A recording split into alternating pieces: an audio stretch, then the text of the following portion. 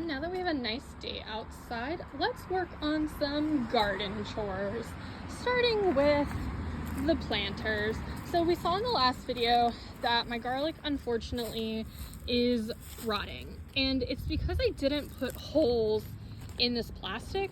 I was like, yeah, this will help so that the wood doesn't break down and I'll just water it less, but somehow I forgot rain and snow existed, and it ended up like this. We can see how much water is in here.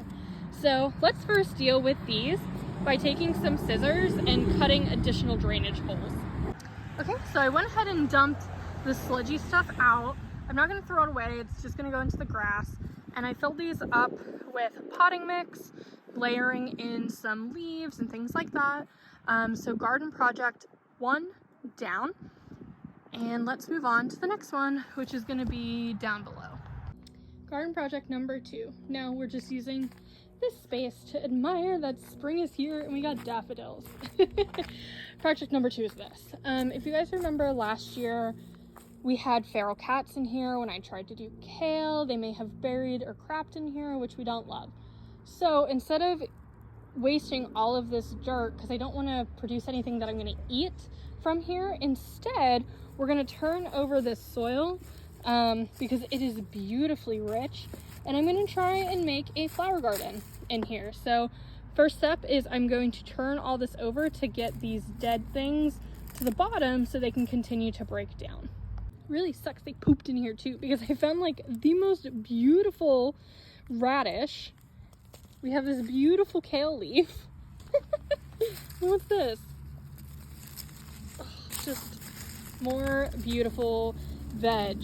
I don't know, man.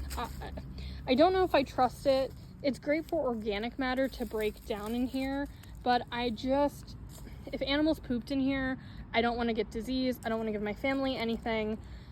So we'll see, maybe on the radish, probably not on the kale, but I'm going to continue turning this over.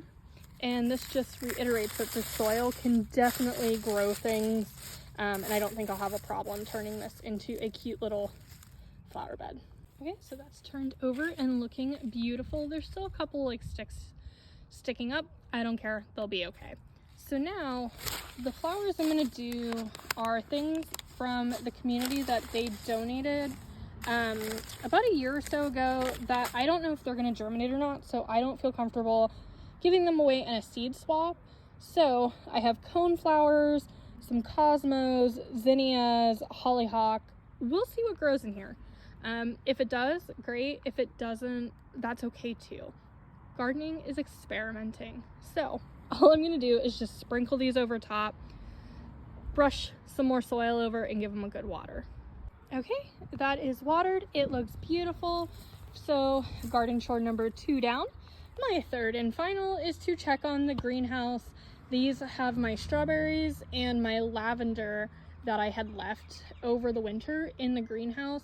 Now, this is not a true greenhouse where it's going to stay warm, but it is going to protect from the wind, and it's going to protect from the sub-zero. It's almost more like a big cold frame. So let's check in on those plants. Okay, so I definitely should have watered these more, but here are the strawberries. We have some new green leaves, so that is promising on both containers. And the lilac looks a little tragic. Sorry, not lilac, lavender. It looks a little tragic, but we have some new healthy growths down here.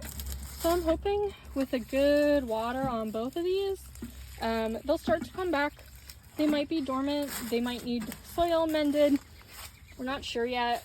We're not past our frost date here, which means the soil is still too hard to really work with, or the fear that it's going to freeze is still pretty prominent. So I don't want to put anything directly in the ground just yet that I might lose. But this is my third garden chore, and we are done for the day. Thanks everyone. If you have any questions, let me know. Bye.